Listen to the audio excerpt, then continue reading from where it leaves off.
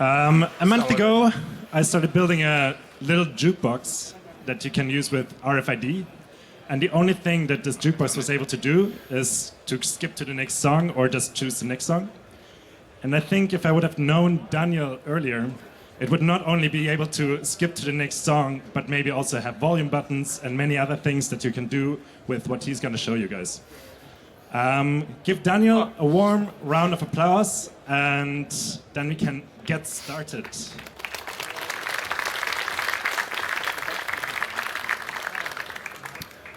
All right, hello. Can everybody hear me well? I have to admit this is my first time talking, speaking for such a big crowd. And I'm really thankful for this opportunity to basically share my work. And I think it would make sense to get to know each other first a bit. So let me start off by a question. Who of you has programmed a microcontroller ever? Okay, great, thanks. Of those people, who of you has worked with Bluetooth Low Energy before? All right, that's 20% maybe. Last question. Who of you liked working with Bluetooth Low Energy? That is a surprising lot of people. That was too early. So I myself, I have undergone all of these three things. Basically, I have started off with wanting to build a smart home. And I have, for the first iteration, let's say, I have used Wi-Fi. But as you may know, Wi-Fi is a bit, sorry, I have to set a timer here. As you may know, Wi-Fi is a bit power hungry. So I had cables running everywhere. And then, in parallel, I'll try to turn on the video that should be playing right now, which is apparently taking a bit of time to load. But essentially, the first iteration was Wi-Fi. Cables everywhere, and I knew that something needed to change. So I started learning about Bluetooth Low Energy. Why? Because it's cheap, essentially. It's cheap. It's built into all of our phones, or most of our phones. And, well, there's a broad range of microcontrollers available, starting from the ESP32 over, let me do this manually, this is tedious. Starting from the ESP32 over like Nordic devices and TI devices and whatnot. There's plenty. And what you're seeing here is a few of my, let's call them, lovingly call them art pieces. The keys you might have noticed just spawned in the little wooden thing. That didn't really happen. Cheated a bit. But essentially you're seeing that in every task there's like movement involved. Some sort of movement. Let's play this again, please. Oh, this is, by the way, the button I'm having here as well. Right, so there's everywhere there's some sort of sensor involved and some sort of movement, or basically action and reaction. And these, I would just assume, are the tasks that most of us have to handle every now and then in some form or another. But I would say that most tasks don't really need like heavy computing or analog signals or alike. Let's try scrolling. Great. Should have tested the YouTube video, shouldn't I? Right, so moving on. If we compare all the tasks that we've just looked at, right, there was some sort of motor involved, there was some sort of sensor, and essentially it's not tricky. Everyone, and there's plenty of you who have worked with microcontrollers, you will know that reading most sensors is a matter of reading a 0 or a 1, or like a high or a low, whatnot. And controlling some mechatronics is also most of the time a matter of switching on a MOSFET, like switching on or off some MOSFET. So basically outputting a 1 or a 0 again. With motors, it might get somewhat complicated because you have like MOSFETs involved or drivers. But even for stepper motors, who of you has worked with stepper motors? Right. So you know, if I will assume that you have used some sort of driver, like a 4988 or something, or like a TLC driver, whatever. So you know, it's also just a matter of outputting a signal, maybe a somewhat more complicated signal. Does this work? No. Thank you. Okay, switching my slides will be tedious apparently. Ah, thanks. So if you look at the circuitry that is involved in controlling a motor, it is really nothing fancy. For the easiest part, you do have your motor that's marked by the little circle with the M. You have a MOSFET, you switch it on, and the motor runs. This is low side switching, and also do high side. There is a bit of theory involved, but essentially these are the parts. These are like the least amount of parts you need. For a BJT, you need some current limiting resistor. For a MOSFET, it is recommended to use some pull resistor for it to counter floating outputs, but essentially there's not really much to it. And I obviously discovered this myself. So having done like quite a bit of stuff with Wi-Fi, I wanted to move to Bluetooth Low Energy, to something power efficient. So it was 3 or 4 years ago, I started with a project that allows me to connect a sensor, like a reed switch mostly, or a tilt switch, or a vibration sensor. And whenever there's a sensor change, my little board, my code would basically broadcast whatever data was generated then. It was a 1 or a 0. Let's see what we have there. Yeah, that's a microcontroller. I opted for using the Nordic NRF 51, I think, 51, yes. And this should be the 51Y. It's not the cheapest. There are cheaper options, but it's either difficult to develop for them, or there is a not so good community, or they're not as power efficient. In any case, Nordic is a great choice if you want to learn, because they have a great community, they help you. There's a lot of documentation. Right, this is, maybe Bluetooth is not the best option in here. So I've just talked about my little first iteration sensor broadcasting its data. So what I had on my hands basically was some sort of a platform. It was a board that was pre-flashed. Let's say I had a dozen of those boards. All I needed to do when like deploying a new sensor was connect the sensor to it, put a battery in it, stick it somewhere, and it worked. And that was great. Having one single code base for all my sensors obviously has its benefits. And this ties neatly into the roles of Bluetooth Low Energy. We will have a bit of theory about BLE, although the whole point of this project is to not having to deal with Bluetooth Low Energy. So this is like purely educational. But essentially, my first iteration of sensor was working in a peripheral central configuration, let's call it. That means that my sensor was the peripheral, just broadcasting out data. And my center, my observer, I think they're called, it was receiving the data, as was anyone else in the around me, which might be bad security-wise. This is a fairly simple concept. You don't need to establish any connections. But the bad thing is you have no feedback. So if for whatever reason the broadcast gets lost, well, it's lost. There's no feedback. The sender doesn't know that it's lost. And also you cannot control anything. So in the peripheral central configuration, the central can't send any control sequences or control commands to the peripheral, which became a problem eventually, because I noticed that the whole Bluetooth Low Energy thing is promising. It has lots of potential, and theoretically it does support scenarios where you control stuff. My project just didn't. So I rewrote the project into something that is connection oriented. I rewrote it into something that you can connect to, and then you can read inputs and you can write outputs. But still, it was the early stage of development, and stuff like the pin configuration was hard-coded into the program. And if I needed to send out a sequence, for instance, I had to send out an impulse of, let's say, 100 milliseconds. The 100 milliseconds was also hard-coded.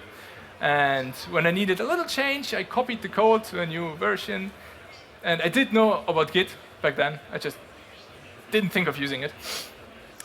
So at the end of the day, for every application, I had basically an own code base, which was identical to all the other code bases. For like 95%, there were just minuscule changes and differences. So, right, when we speak about connection-oriented, we're still talking about centrals and peripherals. The peripherals are usually the controlled part, while the central is the controlling part. But we're talking about masters and slaves now. So the master is the one initiating the connection, and the slave is the one that is being connected to. And usually slave is the peripheral, so the one being controlled as well. Right, let's have a shallow dive into the Bluetooth Low Energy stack. I'm sure that many of you have dealt with Bluetooth before, and I'm expecting some of you to be a little bit angry because Bluetooth headphones don't work the way they have to. Same goes for mice and keyboards. But we're talking about Bluetooth Low Energy. It's a bit different. It is not meant, well, it is meant for transmitting audio, but that's a fairly recent development. Essentially, just a quick dipping our toes into the stack. We have the physical layer, which is like super duper low power, optimized for low energy consumption, differs from Bluetooth Classic. We then have the link layer. This one is responsible for establishing connections. This one is indeed responsible for the partners remembering each other. Then there's the L2 cap layer, which, as far as I understand, is comparable to, I'll call it TCP. So L2 cap, I think, is something like reliable packet transmission. So it takes care of resending packets and confirmation, etc. Then there's attributes, the attribute layer, which allows you to basically have a bunch of endpoints, right? The endpoints there is no classification yet. It's just endpoints. You can do with them whatever you want. On top of the attribute layer, there's the There's the GATT layer, right? Which structures your endpoints into services, characteristics, and descriptors. We'll take a look into those in a second. And then on top, there's the application that's controlling all the bottom layers, all the layers below it, right? The application is where your logic, or in this case, my logic resides. I think get as generic attribute, whatever. Right, so just to let you in on what I had to suffer through, and the two people of you had to suffer through as well, probably. Developing an application that works with Bluetooth Low Energy is fairly painful. You have to learn a lot. You have to understand a lot. It personally took me years, I would say 1 or 2 years, until I started understanding what's going on and how to properly tune whatever I'm doing. Right, so you have to obviously initialize the wireless stack, which does have its caveats already. You have to differentiate whether you have a low frequency crystal or not, and so on. Right, then you have to start some timers, mostly your timers, I will admit, but usually timers are involved. You have to take care of security. That is part of stack initialization, but essentially you have to define how secure the connection is, man-in-the-middle protection, and so on and so forth. Right, then you have to register a lot of handlers.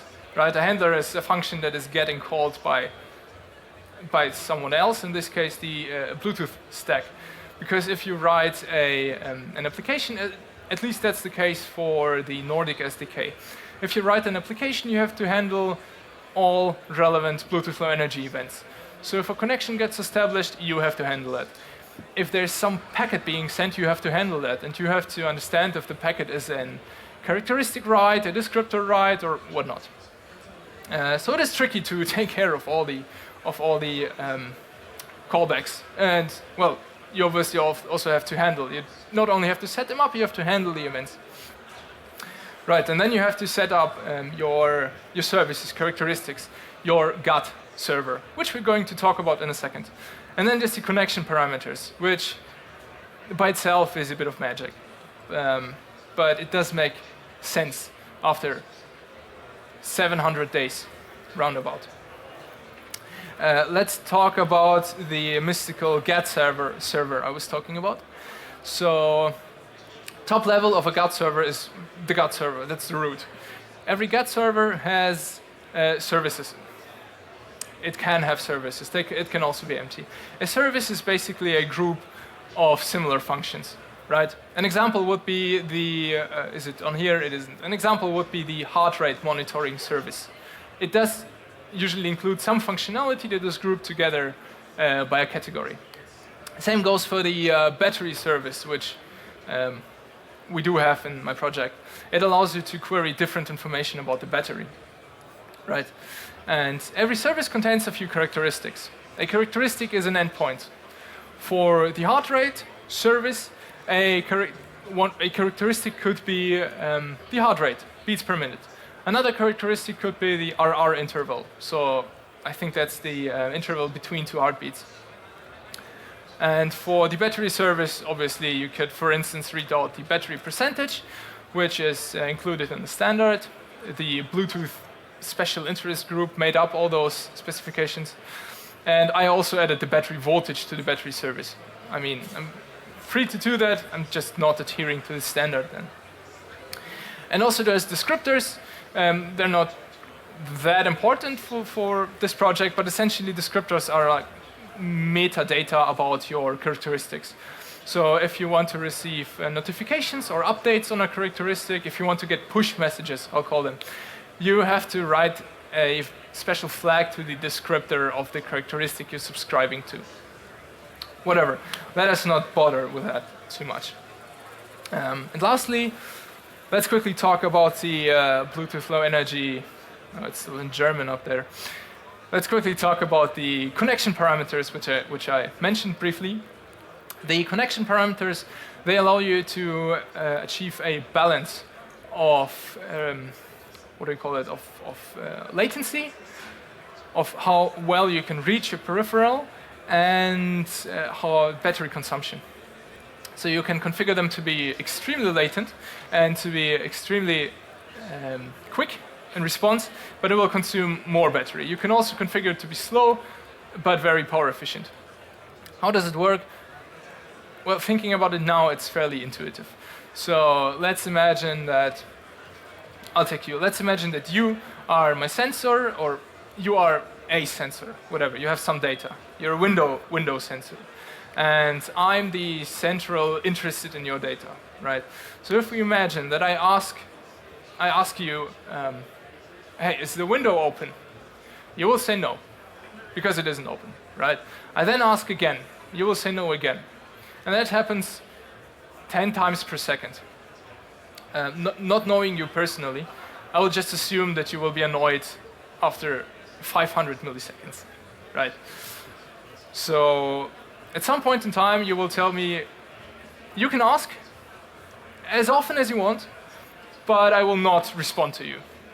I will respond to you whenever there's a change. Whenever someone opened the window, then I'll tell you that, yo, now the window is open. But if there's no change, there's no point in responding. To which I will respond, true, that is, but if I constantly ask you and you don't answer, that feels a bit one-sided. Doesn't feel like a loving relationship. So I would ask you to respond to me at least every 10 seconds or so that I know you're alive, right?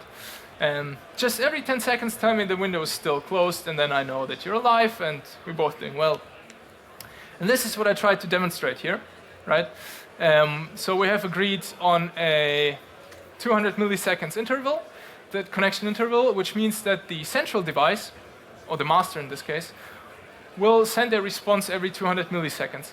But because of the slave interval of 3, the peripheral, the slave, will only have the response to every third request, which, as you might imagine, gives us a lot of flexibility and might save heaps of power. But in the worst case, if someone opens the window or whatever, the longest the central will have to wait is 200 milliseconds. Because let's assume that the peripheral ignores the first connection attempt, and it ignores the second. It just ignores the first, right? Then someone opens the window, and then the peripheral will know that after 150 milliseconds there will be a next connection interval. It will wake up, and then it will respond as soon as possible to the master. And this configuration, it is great for sensors, for pure sensors. So if you have something that is only delivering data to the central, then you can make it sleep for very long while still maintaining a quick response time. But if you want to control something, if you want to send control data to it, some commands, well, it's pretty bad if the thing sleeps for half a minute, right? So if you have a bi-directional connection, or even if you just want to have the controlling power over something, then you would configure it in a way where it responds to every of your requests, because you wouldn't want it to ignore your requests. So what's the takeaway here? The takeaway is Bluetooth Low Energy is fairly complicated. Starting from choosing the right hardware, to writing all the C code, to tuning your connection parameters, taking care of security, and so on. Let's see what we have in stock here. So as I mentioned earlier, as I stopped basically earlier, at one point in time I had multiple code bases with basically the same code, but one of the code bases was controlling pin 1, while the next one was controlling pin 10, doing the same thing on the pen. And the third one was outputting not 100, but 150 milliseconds onto the pin. So it was minuscule changes, and I started to think about how I could combine all of those code bases into one single reusable thing, and that is how Blanky was born, right? Blanky because it's a combination of Blinky for the thing that blinks and Bluetooth Low Energy. So what can Blanky actually do? Well, it allows you to do your GPIO configuration, which we'll take a look at. It allows you to interface with your GPIOs via Bluetooth Low Energy, which we'll also take a look at. You can compile optional features into it. Personally, I do have a little Blanky flash thing, whatever, on my bicycle that connects to my phone and records my speed and cadence, so I can check how much distance I've driven. Right, you can also tune the connection parameters, although it does it for you already. So the default configuration already looks at how many outputs, how many inputs, and tunes the connection parameters to be reasonable in my mind, right? But you can override that. And you can execute basically logic, you can execute, let's call it code, sequences, on the chip itself.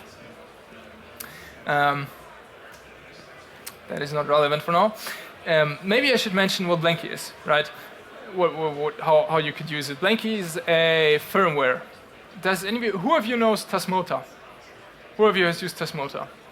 That's more people than having used Bluetooth Low Energy, right? So Blanky is a firmware, assuming you do have the right microcontroller, which will change in the future, but for now it's limited to Nordic controllers. You could theoretically just flash Blanky onto the thing, and as of yesterday, there are instructions how to do that. And afterwards, we're at the point that we together are right now. So I do have, by luck, I do have a microcontroller with me with a battery plugged in and Blanky flashed onto it. And what I could do now, hopefully, I open a website, which I will enlarge for you. Let's make it a bit bigger. I will click on connect to device and hopefully something will show up. Although I must say that I did have a bit of issues with Bluetooth Low Energy up here. Let's make sure I have disconnected myself everywhere. Now it will show up. I have to warn you, right now this fancy Bluetooth Low Energy browser thing works with Chromium browsers. I'm sorry I have not considered that when developing this, but that's how it is right now. And already down here you will see all the available pins. From pin 0 to pin 31, all 32 pins. And we can configure them, which, I'll be honest, I have already done. So I've clicked on, I've clicked on select board, clicked on the one that looks most familiar, and there you go. There's a configuration. The thing I just chose, it knows that pin 8 is connected to a button, it knows that pin 12 is connected to an LED, and so on. And if I then send it to the device will remember the configuration and it will present to me an interface to interface with those pins via Bluetooth Low Energy. And an example of those is I'm hopefully you can see the LEDs, but if I start clicking these buttons, that was the worst button I could have chosen. But if I start clicking the buttons, hopefully most of you will see that there's something lighting up on the thing. Does anyone not see a green and a red LED? Okay, so they're bright enough. Fantastic. I also, thank you. I also have a green, well, the Chinese put a green LED on there. I didn't do that.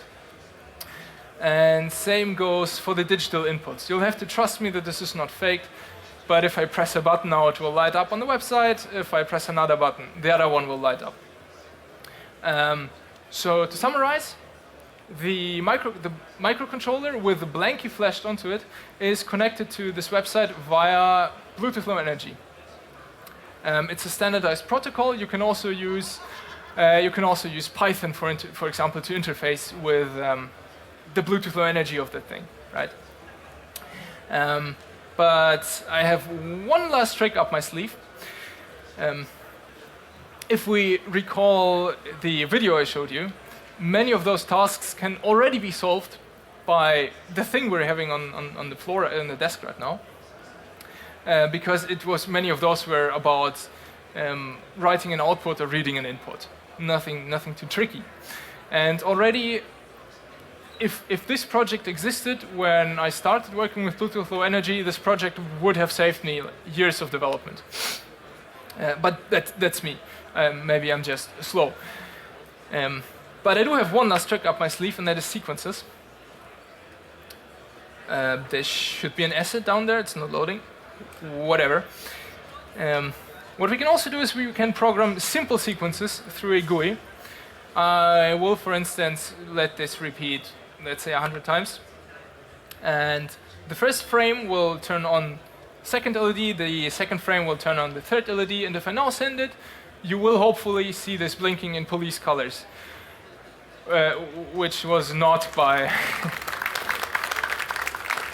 The police colors were not intentional. And you might wonder how the sequence thing was done.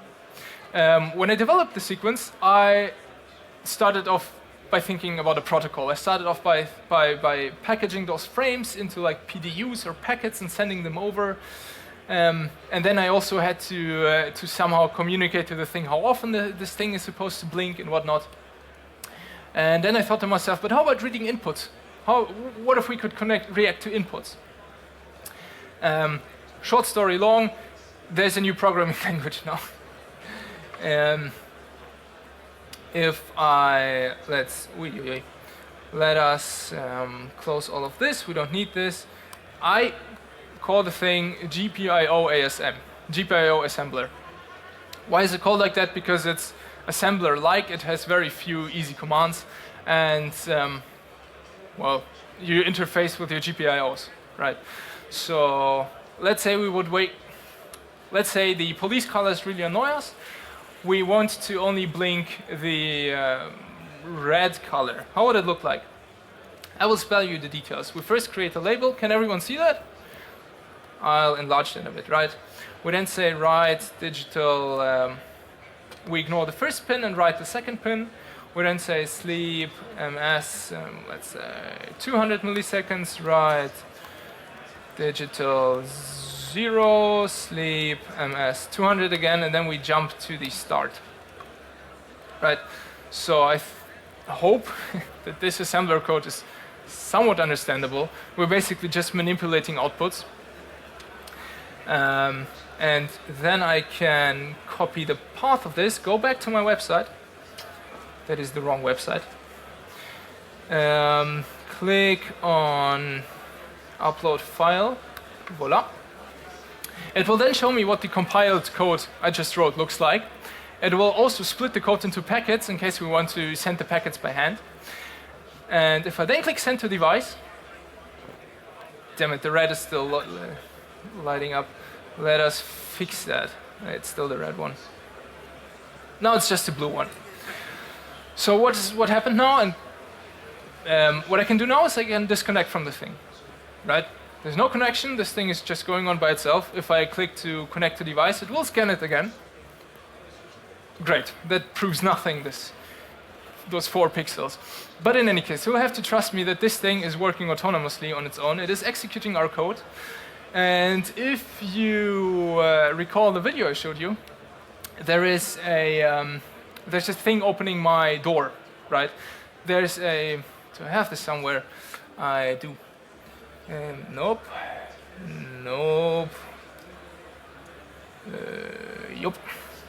So, the right picture, this is the mess that is opening my door every day.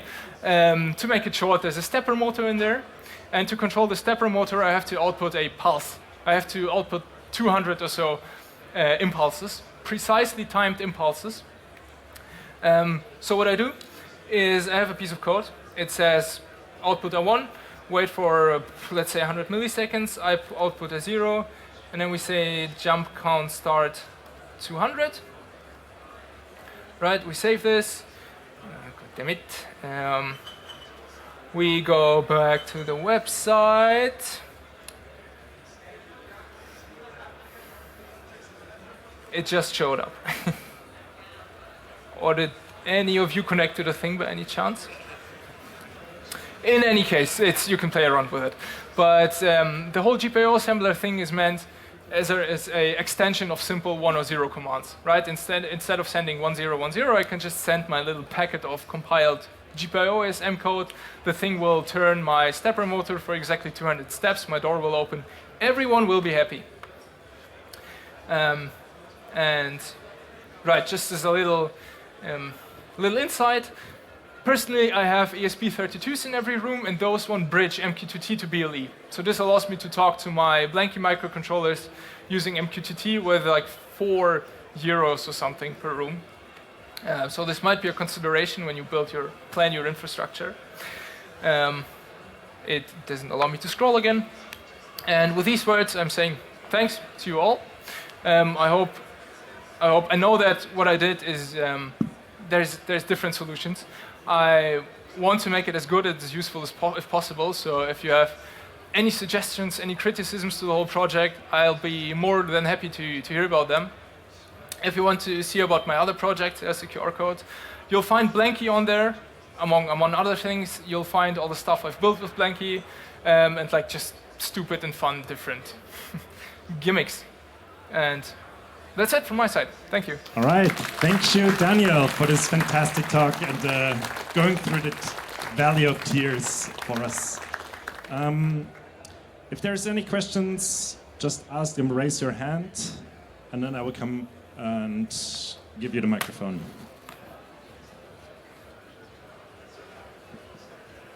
Hi. Thanks for the talk. Do you already know or have tried to implement this in Home Assistant? Like, could we just do this, put this on a device, and then have the device show up in Home Assistant via the Bluetooth bridges? No. This will be necessary, I fear. And I have looked into Home Assistant. I have looked into how we could interface with Blanky with whatever exists now, which would be, I think it's called you can use the ESP32 and configure it somehow to connect to the thing, but I didn't understand how you could like write data to it and read it, so it would make sense. So eventually, this will have to happen, but the protocol to interface with that is really simple. If you want to generate like GPIO ASM code, that's a bit more tricky, but still the compiler is open, should be doable. So I have thought about that, but I haven't done it yet. Thank you.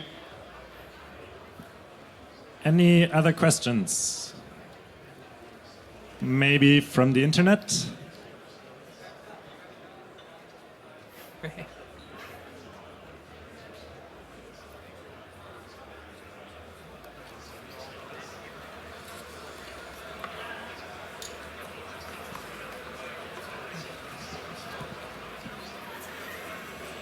All right, if there's nobody else asking a question, I think then we can close it now.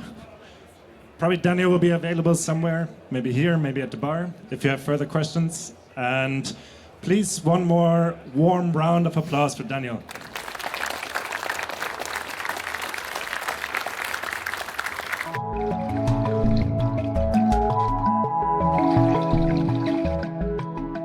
Bye.